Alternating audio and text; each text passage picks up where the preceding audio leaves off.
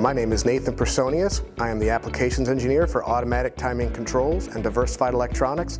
Today we're going to talk about the DTF100USD Asymmetrical Flasher or Repeat Cycle Timer as part of our new upgrade to DIN rail. This product features a timing range from 0.1 seconds to 100 days, which is suitable for very long timing applications, a convenient screwdriver adjustment, 17.5mm space-saving design, 16 amp rated relay contacts, and is UL 508A listed, CE, REACH, and RoHS compliant.